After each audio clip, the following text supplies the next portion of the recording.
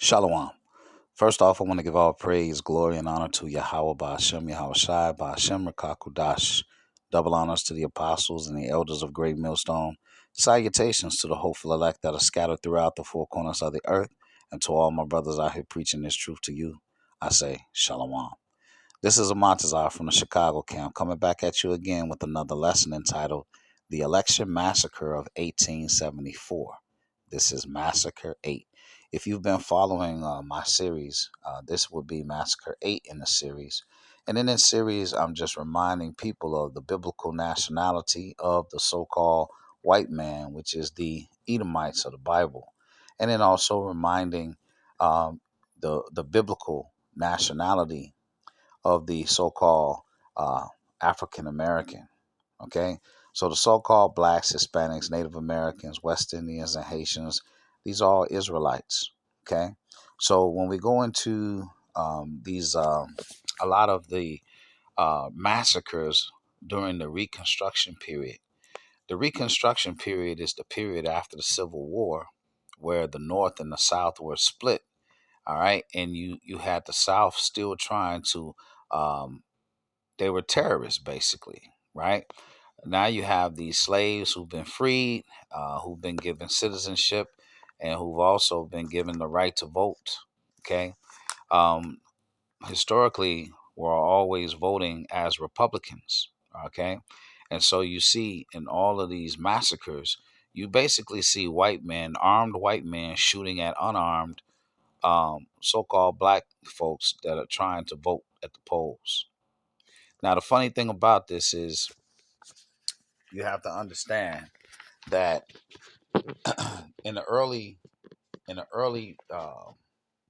days of so-called America, those votes actually counted. Okay, so that's why they was killing off Jake.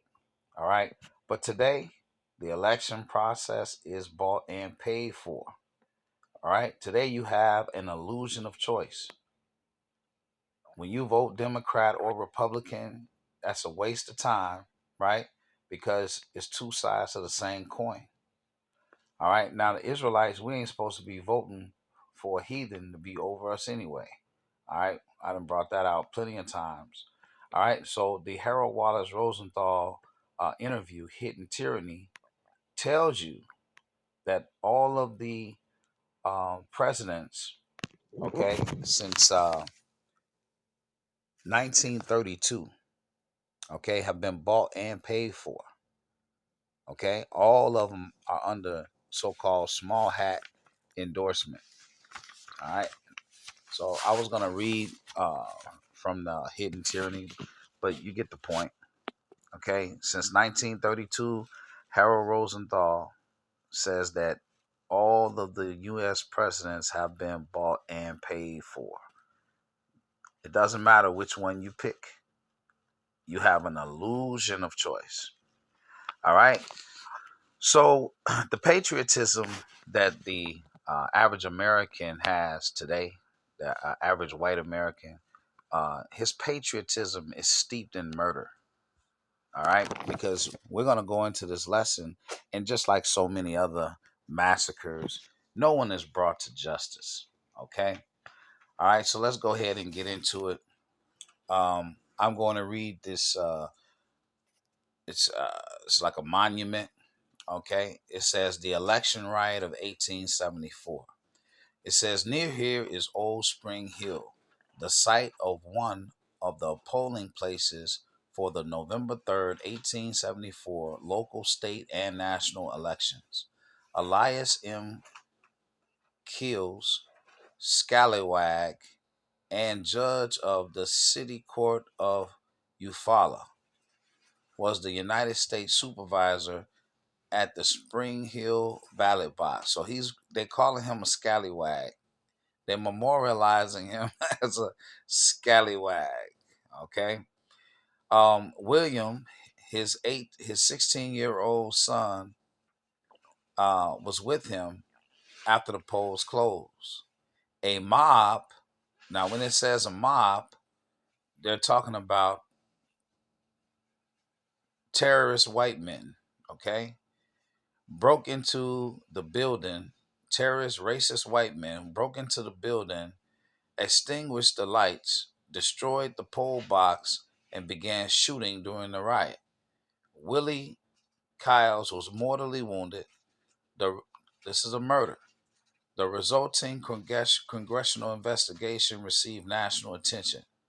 This bloody episode marked the end of Republican domination in Barber County. Okay? All right, so that's the monument. Okay? He was called a scallywag.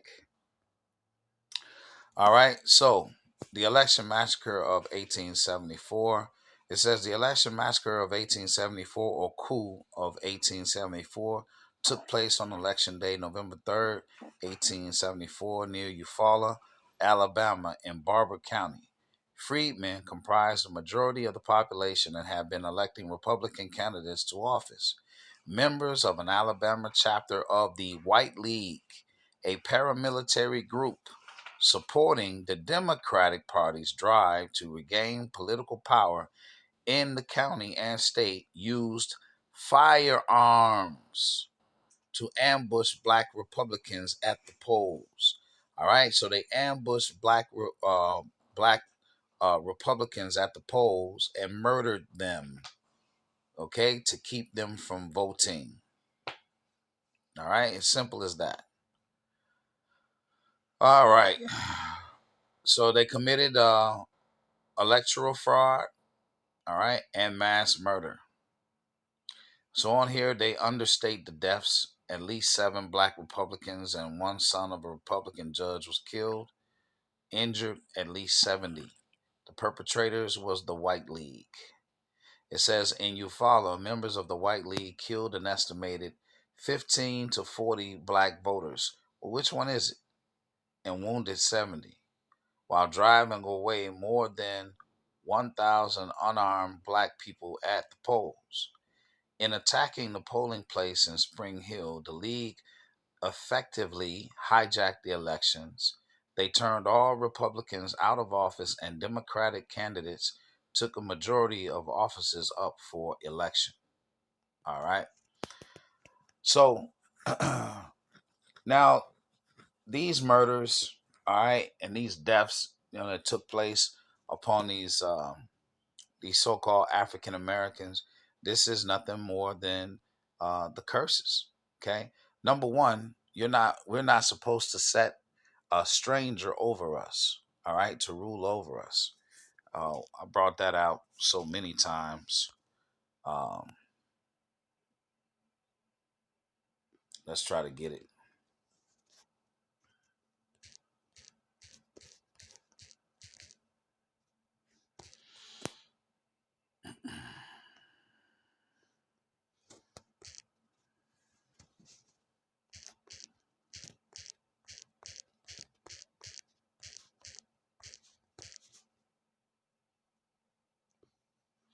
This is Deuteronomy. Um,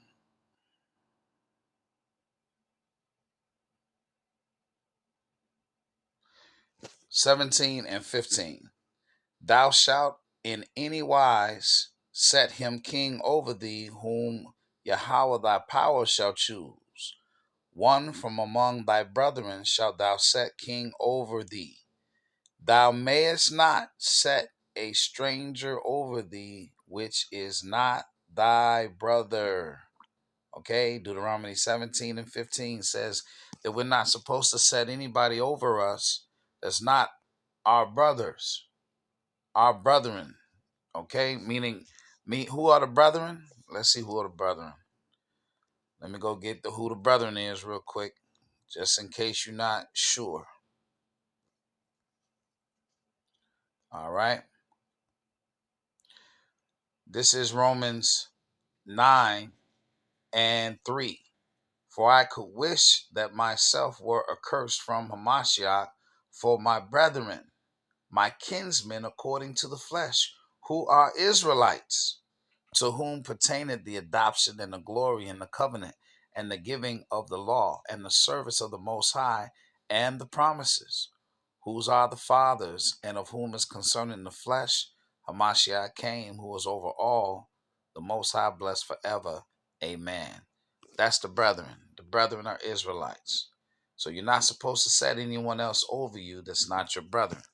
All right. Now, the curses, all right, and everything that's been done to us has never been done to any other people on the face of the earth.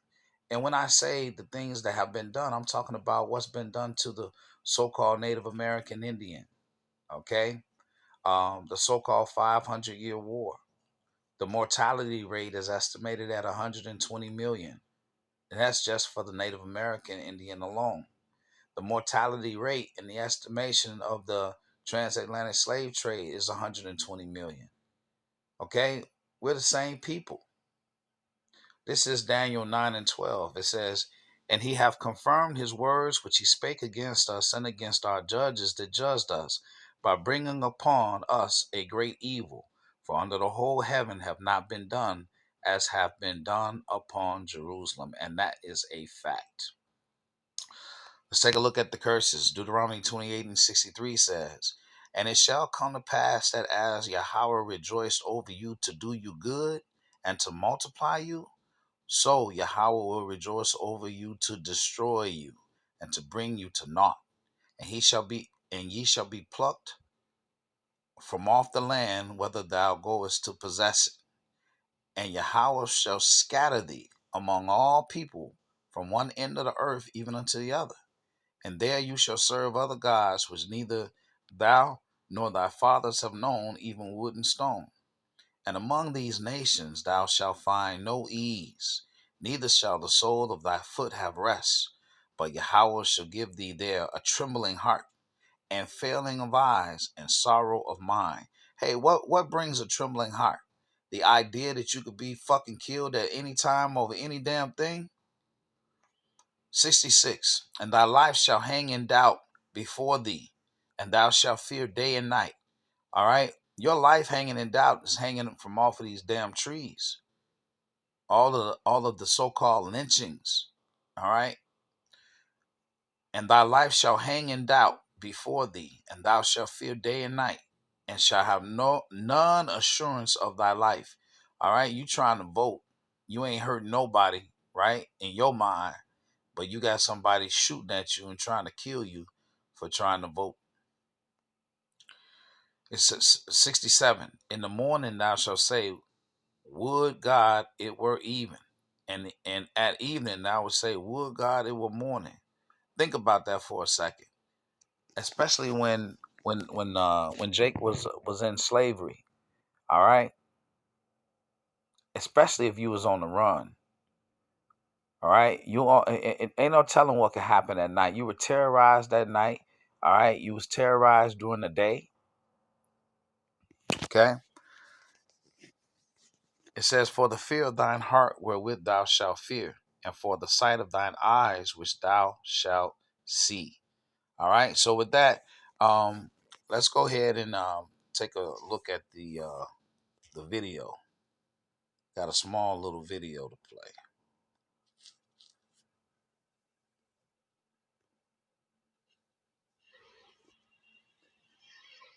Scariest stories in Alabama aren't even about hauntings. They're about history that's been buried so intricately that the truth seems like a legend. Some of us know about what happened at Black Wall Street in Tulsa, but how many of us know about what happened in Eufaula, Alabama in 1874? This story starts shortly after the 15th Amendment granted black men the ability to vote. In 1870, black people in Barber County had voting power, and they were able to vote in Elias Gills as city court judge. He was considered an ally and supported the aims of Reconstruction.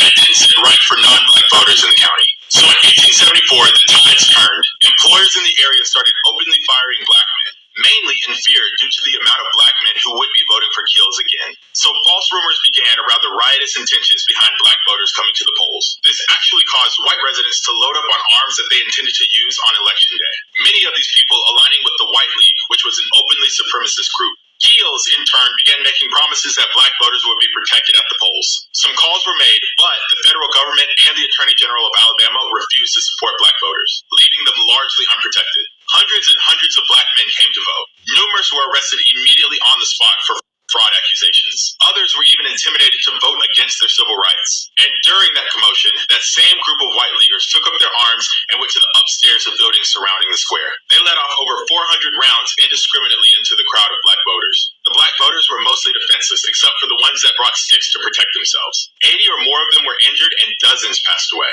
Over 500 blacks fled the area without ever voting.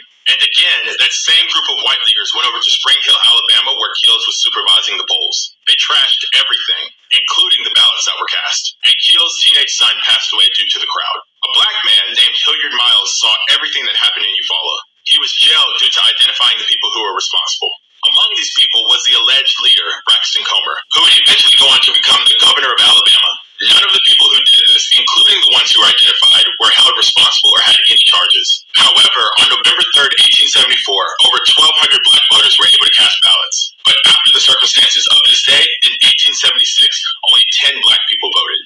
Any recollection of what happened in Eufaula is all but lost. There are no historical markers or any semblance of people who passed away here. There is a memorial to Leroy Brown, a fish who was an urban legend in the area. And a Confederate monument sits firmly where these events took place. Anything that happened here seemed to be washed away with amnesia and antebellum homes. In the area, there is a historical marker to what happened in Spring Hill, but it is a loose recollection and nothing more. I will always say this: I'm way more scared of what the living will do as opposed to what an apparition can. The most haunting thing in the state of Alabama isn't actually a ghost story. It's about what people have done to others because of their race and color.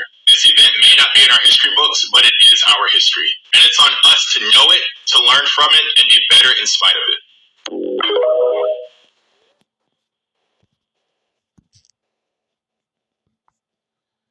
All right, so you saw the video, okay?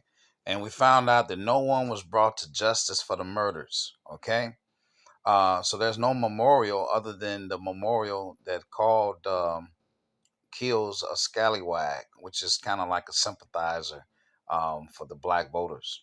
All right. Um, so there was a memorial for a fish. So no memorial for the lives that were taken. And these murderers got off scot clean, right? Um, and even when they knew that this white supremacist group was going to was threatening to kill people, they got no help from the governor. All right, they got no help from the government, I should say. Zechariah 11:5 says, "Whose possessors slay them and hold themselves not guilty, and they that set them say, Blessed be the Lord, for I am rich, and their own shepherds pity them not." Okay? Those possessors, they slay them and hold themselves not guilty. Esau, Edom is the violent man. This is Psalms 140, starting at verse 1. To the chief musician, a psalm of David. Deliver me, O Yahweh, from the evil man. Preserve me from that violent man, which imagine mischiefs in their heart. Continually are they gathered together for war. They have sharpened their tongues like a serpent. A serpent. Adder's poison is under their lips. Selah. Keep me, O Lord, from the hands of the wicked. Preserve me from the violent man who have purposed to overthrow my goings. The proud have hid a snare for me, and cords. They have spread a net by the wayside. They have set gins for me. Those are traps. Selah. Wisdom of Solomon, the second chapter, tells you about the mindset of Esau, Edom. Wisdom of Solomon 2:10 says, Let us oppress the poor righteous man. Let us not spare the widow, nor reverence the ancient gray hairs of the aged. And let our strength be the law of justice. For that which is feeble is found to be nothing worth. See, Esau said, we don't care about the old age or the young, right? We don't care about that. We don't care about widows. Let our strength be the law of justice. As long as they in power, hey, that's all they care about. All right, but in closing, let's look at Yahweh Shai's promise.